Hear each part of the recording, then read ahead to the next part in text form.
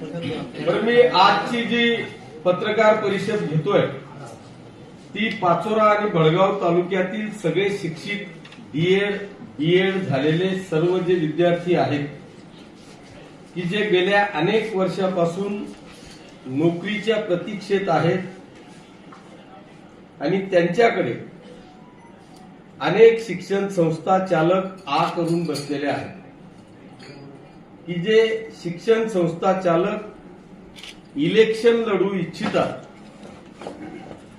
ते शिक्षण संस्था चालक अशा पद्धतीचे ग्राहक शोधतायत। मागच्या पंचवार्षिकचा मला अनुभव आहे की पीके शिंदे हायस्कूलनी अशाच पद्धतीचा बाजार मागच्या विधानसभेला मांडला होता आणि पाचोरा भडगाव तालुक्यातले किमान 20 ते 25 तरुणांची फसवणूक केलेली होती की ज्यांच्याकडून 15-20 लाख रुपये घेऊन त्यांना बोगस अप्रुव्हल दिले गेले होते। ते बोगस अप्रुव्हल शालार्थ आयडी करता नाशिकचे उपसंचालकांकडे सबमिट केले गेले होते आणि सबमिट केल्याच्या नंतर जेव्हा तो विषय मला लक्षात आला त्यावेळेस आपण संबंधित उपसंचालकाला विधानसभेमध्ये आवाज उठवून निलंबित केलं होतं। आता तीच परिस्थिती आलेली आहे की अनेक शिक्षण संस्था चालक विधानसभेच्या रिंगणात उतरण्याची शक्यता आहे। त्यांनी इच्छा व्यक्त केलेली आहे, निवडणुकीमध्ये ते आता कामाला लागलेले आहेत आणि अशा परिस्थितीमध्ये अनेक जो बेरोजगार की अनेक वर्षापासून तो ह्या शिक्षण संस्था चालकांकडे 10-10, 5-5 वर्ष पाणी भरतोय, अशा विद्यार्थ्यांना बोगस अप्रुव्हल मिळण्याची शक्यता आहे, त्यांची लूट होऊन त्यांची फसवणूक होण्याची शक्यता आहे।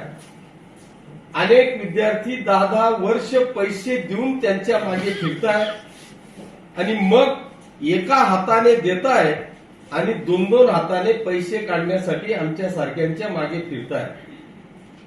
मी आपल्या माध्यमातून पाचोरा आणि भडगाव तालुक्याच्या सर्व बेरोजगार डीएड बीएड झालेल्या विद्यार्थ्यांना आपल्या माध्यमातून आव्हान वजा विनंती करतोय की आपण या शिक्षण संस्था चालकांनी की जे इलेक्शन लढू इच्छिता आहेत ह्या शिक्षण संस्था चालकाकडून होणाऱ्या फसवणुकीपासून आपण दूर राहावं। शासनाने 2012 पासून अशा पद्धतीच्या भरत्या 100% बंद केलेल्या आहेत, परंतु माझा जो अनुभव आहे तो अनुभव असा आहे की या ठिकाणी रिटायर्ड झालेल्या शिक्षण अधिकाऱ्यांच्या बोगस सह्या घेतल्या जातात, रिटायर्ड झालेल्या संचालकांच्या बोगस सह्या घेतल्या जातात, बोगस अप्रुव्हल काढले जातात आणि तुमची फसवणूक केली जाते। नंतर मग तुमच्यावर सुद्धा आणि शिक्षण संस्था चालकावर सुद्धा गुन्हे दाखल होतात। मागच्या काळात अशाच पद्धतीने गुन्हे दाखल झाले, नंतर ते गुन्हे कशा पद्धतीने मॅनेज केले गेले हेही माझ्या समोर आहे, त्याच्याकरताही आपण जाणार आहोत। आता माझी हात जोडून विनंती आहे की सगळ्या तरुणांनी एक तर आपलं आयुष्य शिकून वाया गेलेलं आहे आणि त्याच्यात अशा पद्धतीने लाखो रुपयाचा गंडा, आई वडील परेशान असतात, आई वडील शेती बाडी घरदार विकून तुमच्या करता तो पैसा भरतात आणि शेवटी अपयश येऊन आपण रिकाम्या हाती खाली घरी येतो। माझी आपल्या माध्यमातून या ठिकाणी विनंती आहे की सर्व बेरोजगार विद्यार्थ्यांनी आपली स्वतःची फसवणूक न करून घेता अशा बोगस शिक्षण संस्था चालकांपासून सावध राहावं। मी ह्याबाबतचा आजच शिक्षण अधिकारी, उपसंचालक, संचालक यांना सुद्धा आपल्या माध्यमातून आव्हान करतोय।